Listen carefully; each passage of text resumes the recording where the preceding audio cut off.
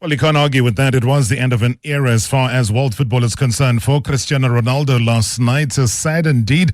And maybe you can give us your impressions of how he bowed out. Or did the coach handle the whole situation incorrectly? I don't know. But all I know is that the United States of America have also bowed out. You know, the controversy that we dealt with here on the show yesterday. But right now, though, 5 minutes ago, we saw 3 changes to the Argentine side. That's Julian Alvarez, as well as Leandro Paredes, Nicolas Tagliafico. They start tonight. Medina Almada as well as Lautaro Martinez dropping to the bench. From the Egyptian side, though, Mohamed Lashin replacing Hamdi Fati. Hassim Hassan replaces Omar Mamouche. I know that's caused a little bit of a talkability around it. So whichever way it is, I know the great number 10s are taking center stage as we speak. It is 6 minutes into that game. It is #MSW Marawa Sports Worldwide. Proudly brought to you by Hollywood Bets. Let's go! The moments you remember. The games you can't forget. Marawa Sports Worldwide on 947, Wooma FM and Rise FM. Powered by Hollywood Bets. Well, this is the World Cup update here on #MSW, powered by Rexona. It won't let you down. The end of the thing is better than its beginning. So says Mzwakhe Mbuli. But Robert, I must tell you now, Argentina will defend this World Cup. Ola Messi and your Argentina. Switzerland will smite Colombia. The end of the thing is better than its beginning, and World Cup is becoming more cruel as it goes to the finals. Thank you, Robert, and my fellow shareholders. Butinkonki Bonafide, son of Indo in the Eastern Cape. Hey, Butinkonki, thank you so much indeed. They're saying that it becomes more and more cruel as the tournament gets closer to the final. I don't know, do you share the same sentiments? Well, it depends who you support, doesn't it? But I can proudly tell you that the drama, the emotion, the end of an era. You talk about the 2026 FIFA World Cup. I mean, it's delivered another unforgettable chapter. Portugal's dream is over after that heartbreaking 1-0 defeat to Spain. I mean, a match that was settled by Mikel Merino's dramatic injury time winner in Dallas. It also brought the curtain down, though, on Cristiano Ronaldo's extraordinary World Cup journey. I mean, ending in tears, yes, after 6 tournaments, a record of 976 career goals, and a legacy that I suppose, and we all agree, will forever shape the beautiful game. But did the sentiment actually cost Portugal? A lot of debate about Roberto Martinez. I mean, should he have substituted him? Has he made the biggest selection call of his career? I mean, what does this result mean, though, for the never-ending GOAT debate with Lionel Messi? Across the board, though, the United States, the dream emphatically ended by Belgium. Couldn't even believe it when it was 2-1, never mind 4-1, but that's how it ended. I mean, 2 massive knockout clashes are packed with talking points, controversy, emotion. But to help us unpack it all, though, we are joined by one of the most iconic voices that football has ever known, a legendary commentator whose words have narrated some of the greatest moments in football history, including that game last night. He was behind the microphone indeed for Portugal versus Spain. We heard him loud and clear here in South Africa. Martin Tyler joining us right now to relive that drama, analyze Ronaldo's farewell, assess Spain's title credentials, and also maybe look at Belgium's commanding victory over the United States. Martin, thank you so much for your time. As always, good evening and welcome. Hi, Robert. It's always a pleasure to talk to you. I say that every time. I mean it every time. So crack on. Thank you so much. I'll give you all the updates, Martin. I know that it's only, 8 minutes into the game between Argentina and Egypt. You don't have to worry. I've got one eye on a big screen and the phone held to my ear, but I'm concentrating on you. Oh, man. I mean, we're expecting so much from an African perspective, but we'll get there in a second. I'm interested in what we were hearing here in South Africa and just listening to you, the commentary, the tears in Dallas as Cristiano Ronaldo's final World Cup chapter came to an emotional end. How do you summarize that, though, the journey, the 90 minutes? Well, the journey for Portugal is over. He made that quite clear, and I don't think he'd have wanted to go out in these circumstances at all. He had a couple of efforts at goal in the first half, but when they really needed to push the button to try and avoid elimination, he and his teammates weren't able to do it. And the debate is whether he should have been substituted. Gonzalo Ramos, who's just moved from PSG to Milan for a lot of money. He scored a great goal that actually was the decider against Croatia in the previous round, and he didn't get on the pitch. And perversely, it was Spain's use of the substitutes actually won them the game. You mentioned Mikel Merino, Ferran Torres, who'd also come from the bench and made a real impact. He slid the ball through. It was a really dagger into the heart of the Portuguese hopes, and of course it's ended Cristiano's career. You mentioned 976 goals. He hasn't stopped playing, I promise you. He is certainly that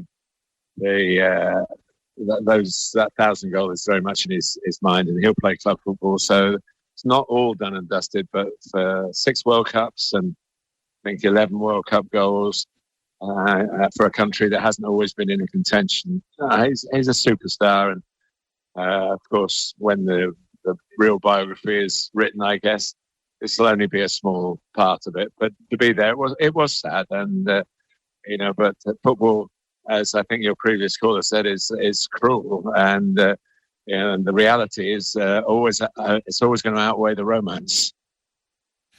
Talk about that romance, though. It kind of circles again back to the decision taken by Martinez. I mean, he had a couple of touches, Ronaldo, that is, struggled to influence the game, as we all saw. And at the age of 41, I mean, do you think that Portugal kind of became too predictable, Martin, by building their attack around him most of the time? Well, that's the big debate across football from the moment the game finished, really. I know Roberto pretty well. He's obviously had a lot of success in my country, in England, and in international football. Whether it was a sentimental decision, I doubt. He's a big competitor, and he was competing against his own nation of birth as well in Spain. So I think he genuinely believed that Ronaldo would be the person to snaffle a late goal and take it into extra time, or maybe even go on to win it. What could have happened, he could have said to Cristiano, as against Croatia, you're coming off, but I'm taking you off to keep you in the World Cup. Because you've done your bit, we're wearing Spain down, I need some fresh legs now. Come and watch from the bench and we'll get through and you'll start the next game.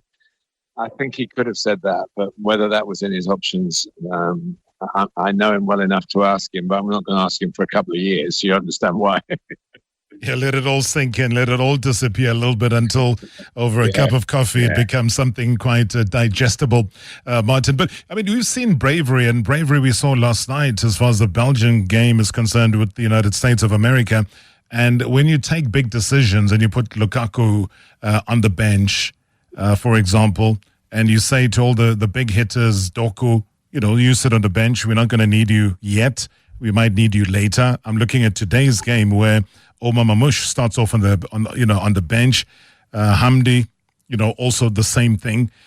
There are big decisions that coaches have to take for the overall betterment of the squad to get the results, and Belgium got the results. Yeah, I mean, these are long tournaments. This is a very long tournament now. You've got to play 8 games to win it. 8 games play in the final. So there are times where the ebbs and flows of the players' fitness, which does happen to us all. Some days we feel better than others, whatever age you are. And whether those decisions are made on physical data, which of course is very well kept in terms of medicine and preparation. So I thought it was fantastic for Belgium to have Doku and Lukaku to come in and finish the job. I talked in my commentary about Mikel Arteta, the Arsenal manager, not referring to substitutes, not making them feel that they're second-rate citizens, that they get there. We've got the starters, but we've also got the finishers, and that's what he calls his players. And I think it's quite a nice way to refer to them. And Lukaku and Doku were perfectly cast in that role, if you want to use that expression.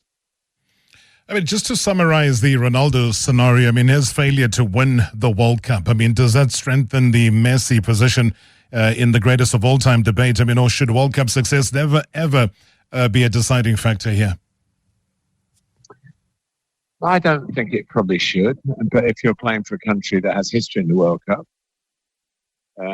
Portugal's isn't really. I remember they got to the semi-final when England won in 1966 and gave England a real game in the semi-final.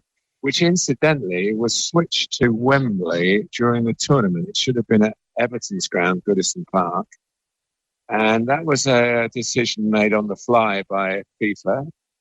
And so with all these other things that have been laid at FIFA's door, that one seems to have gone under the radar. It couldn't have been an advantage for Portugal to switch from Everton to Wembley, I don't think. And, of course, there's many, many more England fans in the ground.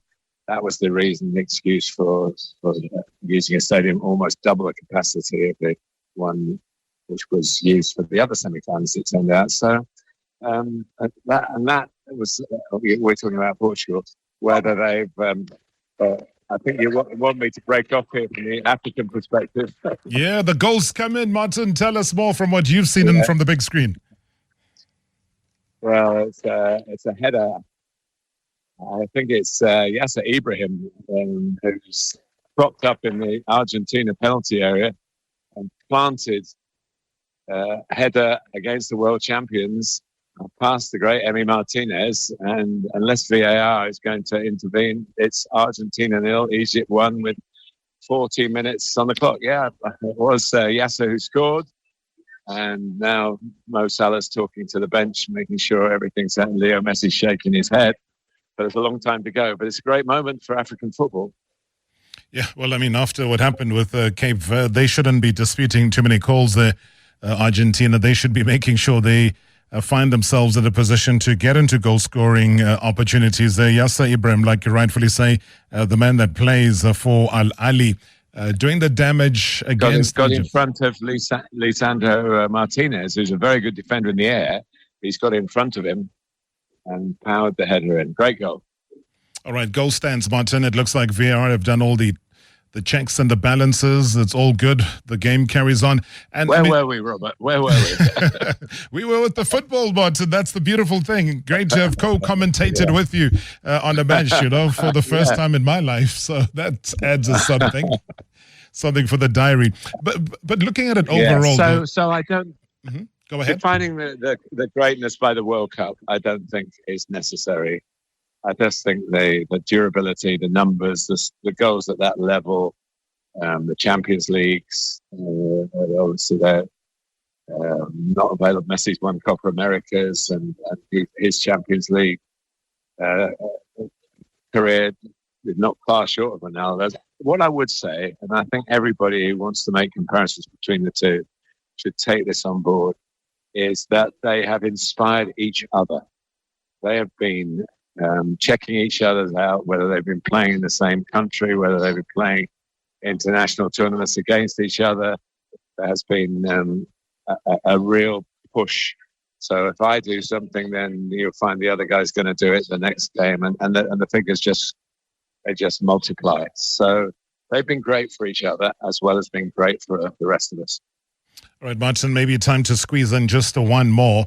We've all observed after last night with the US getting kicked out that all three of the host nations are now out of the World Cup. Does that take anything away, from what we've seen as a celebration, a festive mood with all of the stadium almost jam-packed every single game? Now we head off into the most crucial stage of the World Cup. So with the three of them gone, what do you think is going to happen moving forward? Well, I think the sheer volume of the World Cup. I mean, that with the USA, that's happened when we're into, what was that game, 94 or something like that, of 104. So I think the seeds have been well and truly sown and flourished into a really great tournament for the public in the USA.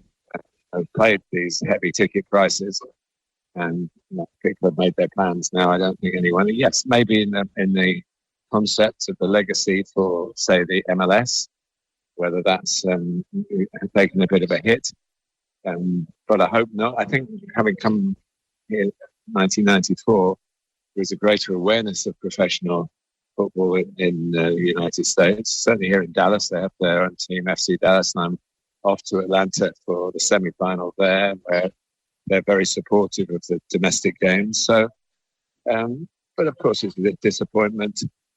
I think their approach to the World Cup, they didn't have great results in the build-up, so they maybe surprised their fans with what they've done. But it was a bit of a calamitous exit, wasn't it? The nature of the goals conceded was poor by the standard that we're talking about. And I think we have another incident. Penalty? In Atlanta. I think it is. The referee, Yeah, from where I sit, it looks like a penalty. The penalty given by the referee. And it's on, I think it's onside. The only thing we could say that they're going to check the offside, I'm sure. There was Taliafico, the left back, who was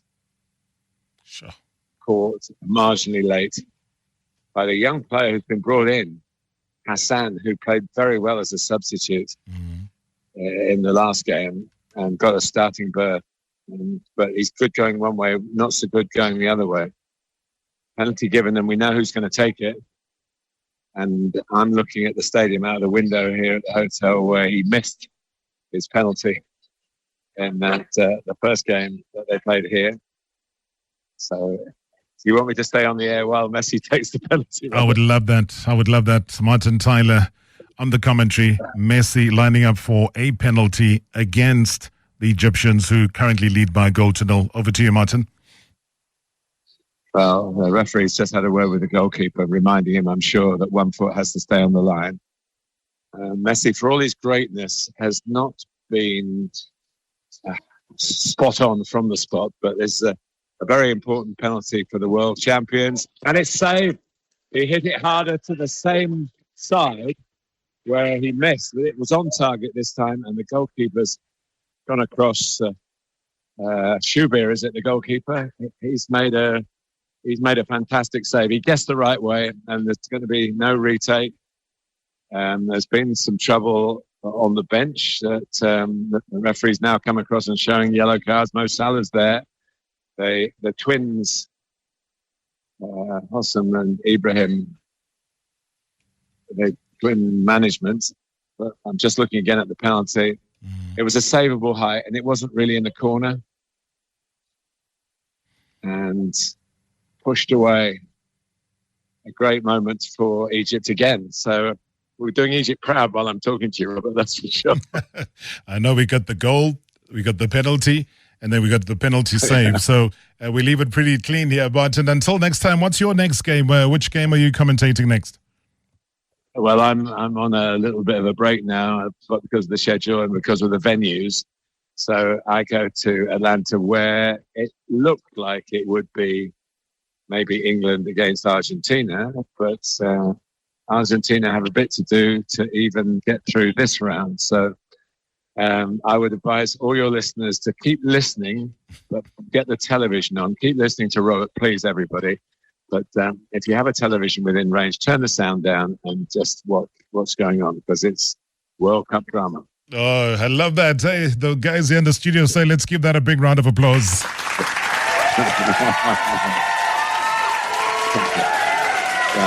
Bless you. Thank you. And, okay, good luck. Guys. All right. Talk to you soon, Robert. Thanks so much. Thank you so much, Martin Tyler, watching the game with us here and still chatting to us all things to do with the World Cup. Thanking him very, very much indeed, and hoping to hear his voice in the next round of the World Cup. Well, if you haven't heard, though, Shield is now Rexona, a brand that you've trusted for years, is stepping forward with a bold new name. It's pronounced Rexona, simple, strong, and easy to remember. Now, this new name comes with a fresh new look and also advanced body heat technology, so it gets to work every time you move, keeping you confident all day. A proud partner, though, of Bafana, as well as Banyana. Rexona, it won't let you down. Well, that was the World Cup update here on #MSW, powered by Rexona. It won't let you down. Wow, what a moment. Co-commentating, even if I've never been a commentator, with Martin Tyler.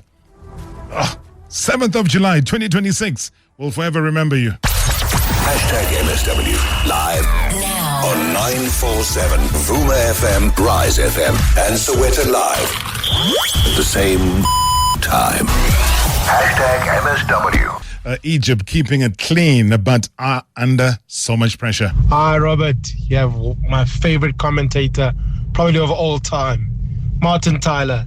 And the last time I spoke to you and Martin was on the line was around the 2010 World Cup. And I asked a question around Steven Gerrard and Lampard at the time to win the team. It feels like a full circle moment. Saying in this voice note. All the best, Martin. All the best, Robbie. Thank you so much, man. Time flies, eh? Rob, this is classic. I'm driving from work and I'm listening to your show. I'm rushing for the match, and to have Martin Tyler commentate over Messi taking a penalty. He actually called it. What do you call it? Commentator's jinx or whatever it is. Yeah, that term. He called it. He was actually saying, as Messi was stepping up, he's not notorious for getting the spot kicks right. And yeah, commentators' curse it is. Lovely show. This is classic. Thank you so much. Classic voice note. I can tell you that much as well. I mean, it's we're all excited here that we could pull that off. These things you can never have a script in life. You know, you have a conversation with Martin Tyler based on what he did last night for the world and for the world feed. And then the next thing you're faced with the moment where you have to go head to head with them collaboratively, I suppose, and have a moment that's really pure genius on his side. And what a humble human being that he continues to be to us through all of these years as well. So yeah, a big shout out there to Martin Tyler. He got it right though, because he knows the history. You know, they do triple, quadruple amounts of research before any game, even if it's not his game. But he knows that Messi, the last time he missed, and he said it, he even missed. He didn't even get any shot directly at goal or to the goalkeeper. Was to the right-hand side of goal. And again, he kept it low, but easy to save. And that is why that one became an easy to save. So, hey, big up to the goalkeeping department there for the Egyptians. They knew the soft parts. They knew them. Let me quickly divert, though, because we got Sandile Zungu that we're going to be chatting to in just a short while. He says he wants that top job of being the SAFA president. So before we get to him, another little bit of history was made. Listen to this. Good evening, Mr. Rob. It's Ulufalang here, and greetings to MSW shoulders. I'm a little bit late for Reaction Monday, but I guess better late than never. But giving off my reaction from this past week, congratulations to the Bokke. Very, very happy with what they've done. I think they've played very well, reminding the world as to why they are the world champions. And yes, the late Tata Matiba still dominates the late Queen Elizabeth. If you know, you know. And also congratulate Naomi Osaka. She performed sensationally so against Arina Sabalenka to a point where now Madame Sabalenka now has to take a few drinks and quit the game. So she says. So beautiful results from Naomi Osaka. And my prediction still stands that I think Coco Gauff does stand a chance when it comes to winning the Wimbledon for this year. It's hers to lose at this point. And I'm very happy for Cristiano Ronaldo. Congratulations on a sensational international career. Chris, as always, thanks. Coco Gauff, man, the youngest woman to reach all major semi-finals since 2007, all four of them at the age of 22. Can you believe it? Can you believe it? Hi, Mr. Marawa and the team. I'd like to disclose that I'm a Messi fan, but it seems in my view that the public, the media, and certain segment of Messi fans tend to be more critic to Ronaldo than to Messi. Let's take a leaf now. This is a second penalty missed by Messi. But if it was Ronaldo, then the media, the public, and Messi fans would be saying that Ronaldo is finished. So the problem is some of the criticisms that are leveled against Ronaldo are a bit destructive, not constructive. David in Parkwood. Mr. Marawa, Gary here from Eldos. I know it's been a long minute, but I'm always listening. As I was listening to that co-commentary with the Martin Tyler, not Martin Tyler, the Martin Tyler. And Robert, I must give you props, man. I know you're a boss. To pull a heavyweight like Martin Tyler, not once, not twice, but I've heard Martin Tyler on your show a few times, but it just goes to show that you are respected. Fantabulous job. Uncle Robert, cheers. Well, I always tell the famous story that in 2010, I was nervous as hell because I had to interview him while I was at Metro FM. And as I walked in, he literally stood up. I mean, we've never met, ever met. And he stands up, he says, "Hi, you Robert Marawa. I've been watching you the whole day on Supersport and the build-up to the World Cup and everything else. You remember that ticker tape parade that was there. And that's how, he cracked the ice. So, yeah, my nerves, trust me, you get nervous. The butterflies have to do their thing. But right now, though, as I said, South African football, it stands at a defining crossroads after more than a decade under the leadership of Danny Jordan. A new challenger has officially entered the race. The battle, though, for the future of the South African Football Association has truly begun. Businessman, Amazulu FC president and respected corporate leader, Sandile Zungu, well, he's confirmed, though, that he will contest the SAFA presidency in September's elective conference, saying that he's promising a new era built on stronger governance, financial stability, as well as accountability. He also talks about commercial growth and a whole lot more. So let's get up to speed with him. I know that he's been on the wait here for a while. My apologies for that, Bob Zungu. Welcome to the show. Good evening, Majuputu. Good evening to your listeners as well. Yeah, I guess we've watched, we've seen on the news, we've read the newspapers, so it's not even a question anymore of whether or not you are. It's just a case of you haven't changed your mind yet. You're fully focused on the bigger picture come September. No, absolutely. I'm focused on the big picture come September 12th. We have to be focused on the prize of change, which is where my eyes are set on. As for the process as well, leading to that, it's quite an intense process that involves many meetings, many presentations, and a lot of counseling. It's an entirely enjoyable process, and I'm excited about it. When you talk about that level of excitement, and I know that you've spoken about, the regions have approached you, they've said that they believe that you're the right person to lead the charge as far as SAFA is concerned. Those regions, are you able to tell us which ones? Because I know that half of these things, Bab Zungu, become highly politicized, but how widespread has that reach out to you been? I can assure you that I'm quite confident that we're building the base across various regions in various provinces. And come the D-Day, we should be in a position where we emerge triumphant. As to who initiated the process, is quite a couple of regions strewn across various provinces in the country. I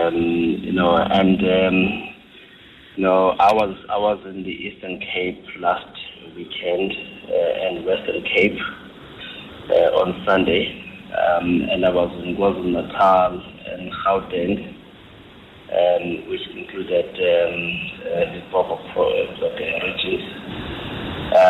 So the momentum is building up very nicely, which is nice then, because I prefer a campaign which is not concentrated in any one province or a few provinces.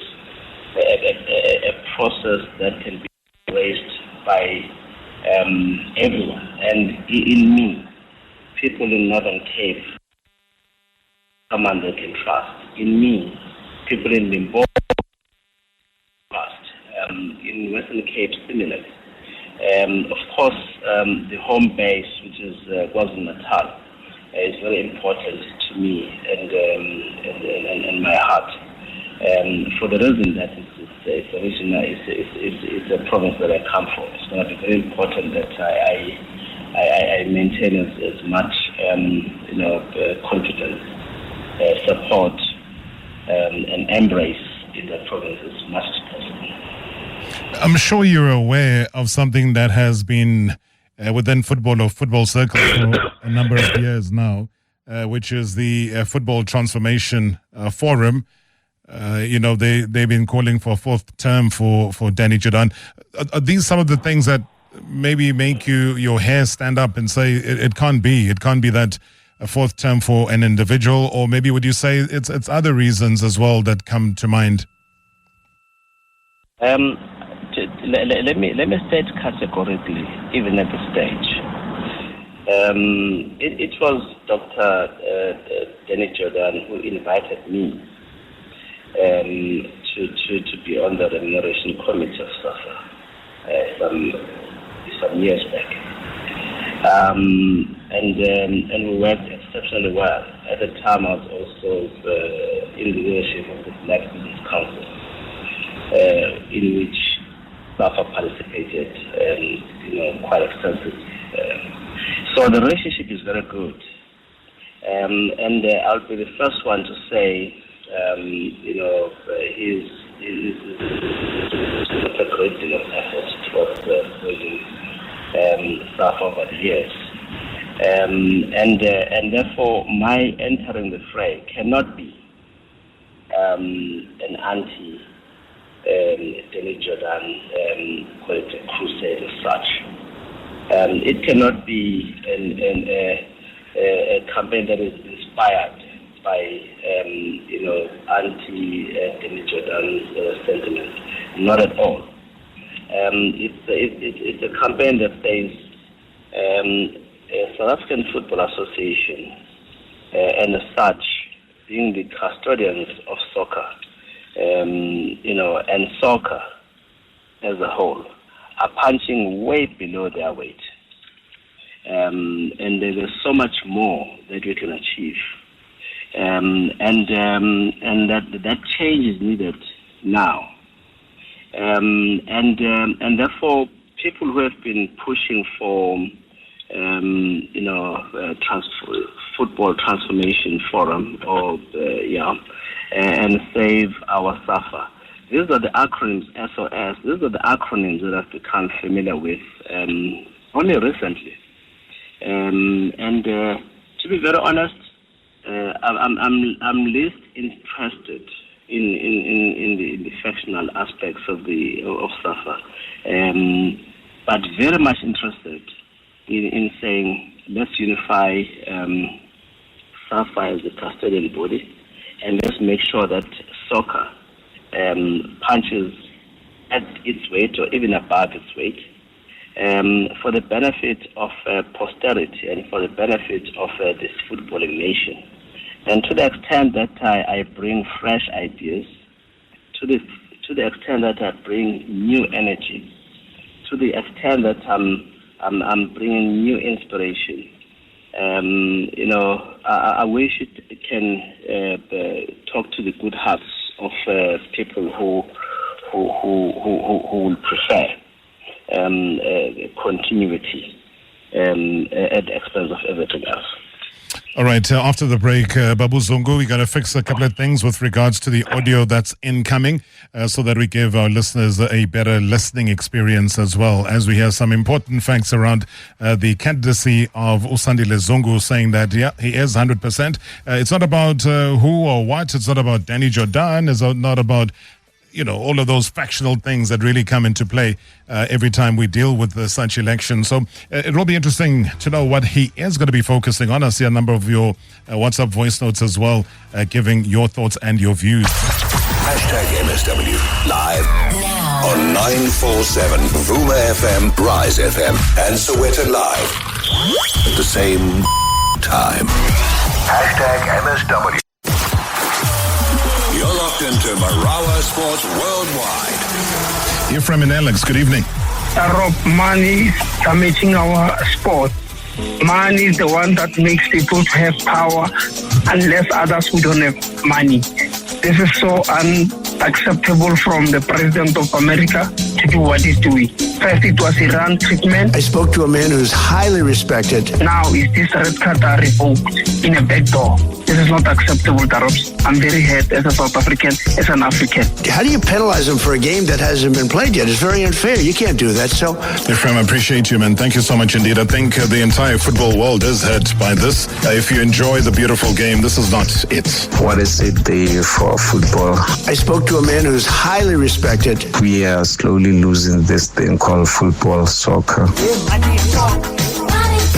Robert Marawa. This is the 2026 FIFA World Cup. Good evening, Mr. Marawa, and good evening to our president. As a Green Nation, Ubaba Umanzini, ukhuluma noSibongeleni wamkhwani kaMgaye Matsafeni.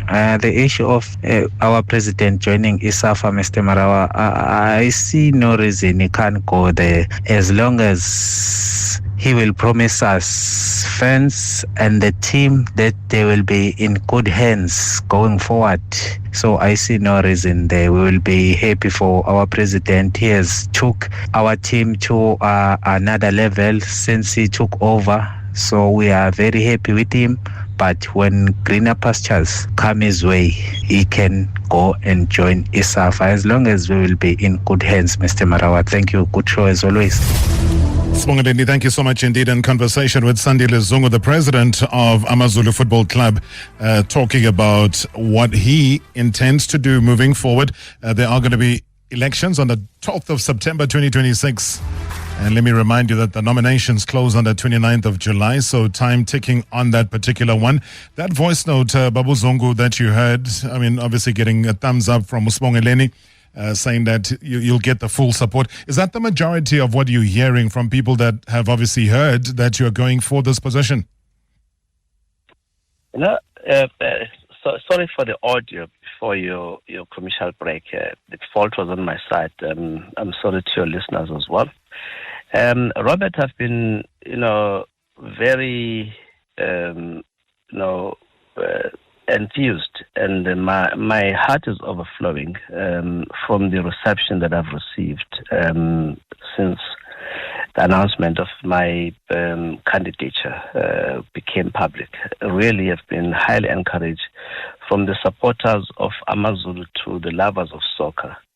And what I love the most, and I must state this category, what I love the most is that no one has come to me and almost like bought my face at the expense of Dr. Danny Jordan, which is wonderful, because I'll never agree to his legacy being diminished in my name.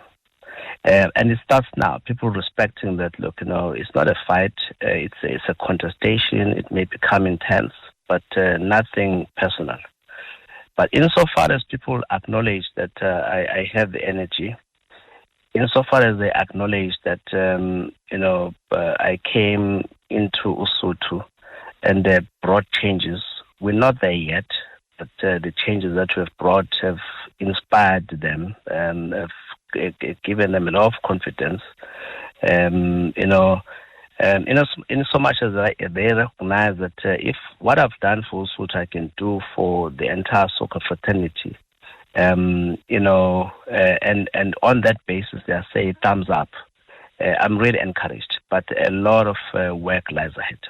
Good evening, Robert, and to your guest there, Umanzini. A quick one from me. Mr. Zungu Lapana is a very, very gifted individual, very smart. Why would he want to lead South African football? Yes, South African football could definitely benefit from his skills. But I just feel like, his skills could better serve the country. Look, it's an open secret that Umotsepe has ambitions of being in politics, and some say that he's using football as a stepping stone to get into politics. My question is, why is Sandile Zungu getting into South African football? Yes, he's a chairman of a football club, but why would he want to lead SAFA? Fair question. Manzini? Yeah, it's a fair question. an inspired question. I've got absolute no doubt it comes from the right space. But I'll answer it by saying, why do people not recognize that soccer is an industry? Sports as an economy, employs more than 100,000 people. I'm not talking about informally, bamba. And it employs more than 100,000 people. I'm even underestimating that. There was talk of just in the Western Cape alone, there was 50,000. So I don't want to gagamela and get times 9. That's how many people are in the sports economy. But it's massive numbers. And the contribution of the sports economy, specifically soccer economy, in the GDP of this country is quite massive.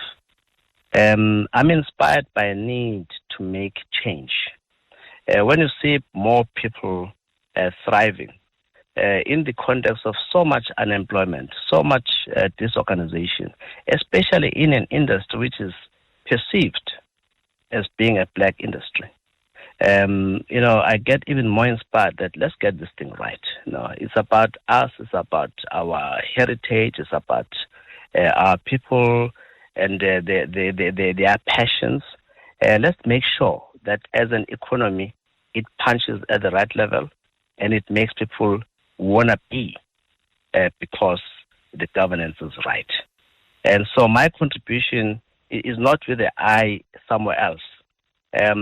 This soccer economy, of which SAFA is a custodian, is compelling enough for me to enter the fray. And I know I'll make a difference because one of the major shortcomings right now is that there's a massive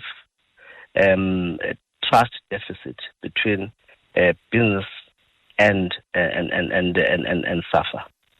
And there's a massive deficit. No finger pointing there.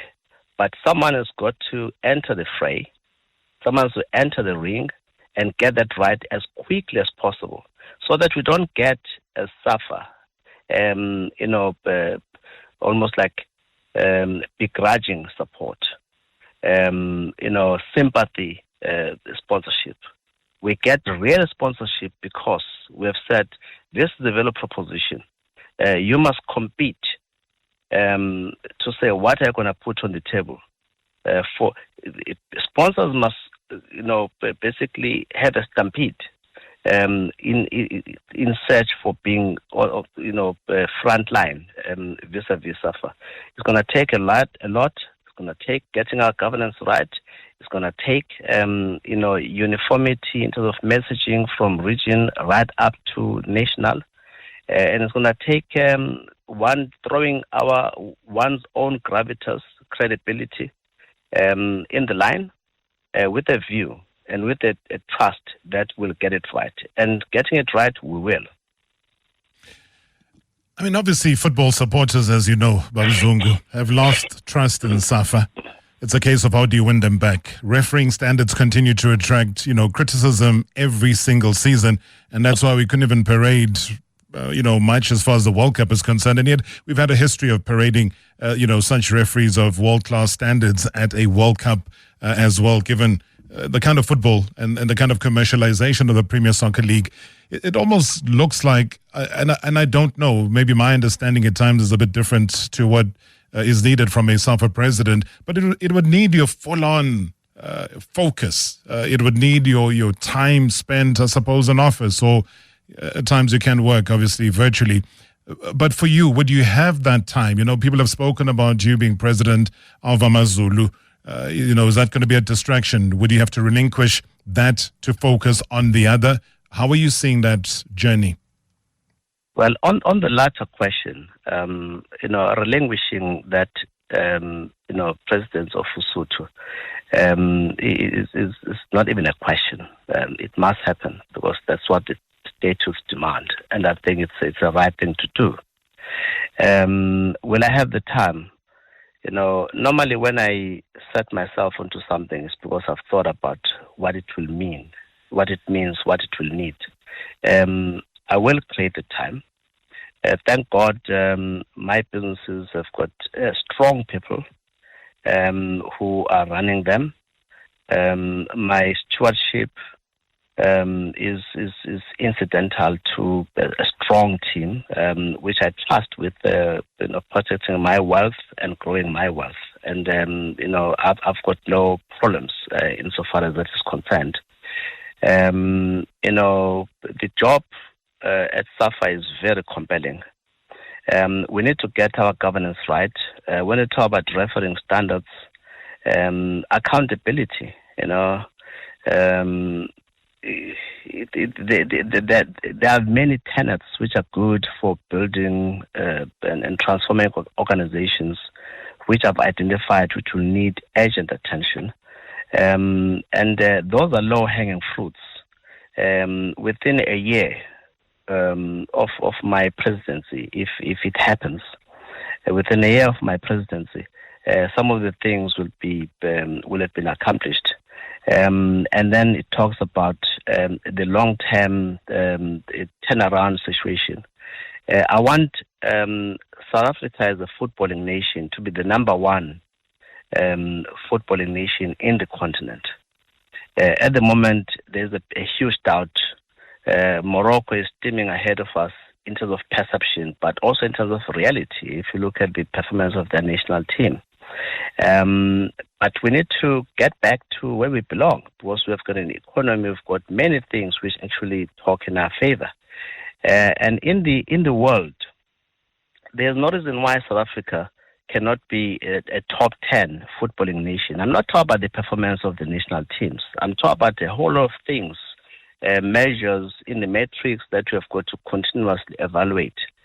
Infrastructure, the quality of school sports, the quality of refereeing, the quality of coaches and their qualifications, the extent to which commercial interests support our endeavors, the proximity of soccer to other stakeholders, including local government, and the extent to which they assist regions, and the endowment that is deployed in the direction of regions. All those things, we must be able to say we have progressed as a footballing nation. And hello? Yeah, I'm still there. Okay, so I thought I was lost. And all of those measures must talk to progress. At the moment, with absolute due respect to those who feel they are associated, we are regressing. Yeah. Well, I think that's probably where we would pick it up. Hopefully, one of these days. I know you've been crisscrossing between KZN and Joburg and elsewhere around the world. But when we do get the time to be in studio, just to sift through, like a fine-tooth comb, just to go through all of these issues, because I heard that when the nominations do close on the 29th of July, then SAFA do run what they call the integrity and eligibility checks as well. And somewhere, somehow, in the back of my mind, I'm saying, it's crazy. I wonder who will be doing those checks on a Sandile Zungu. But let's leave it there, Baba. And once again, my apologies for the wait that you've had to endure. It was out of our hands, but we will hopefully get more time with you pretty soon. And good luck with the rest of the campaign, Baba. Thank you so much, Madhuput. Thank you. I appreciate your time and your patience. Sandile Zungu, there, a man who's vying for top honors and a top position within the South African Football Association. He says it's not a personal thing. He respects Danny Jordan. Well, we respect you. We respect you as a shareholder. I respect that you'll be back again tomorrow, same place, same time. Argentina 0, Egypt 1. It's halftime. Marawa Sports Worldwide, proudly brought to you by Hollywood Bets.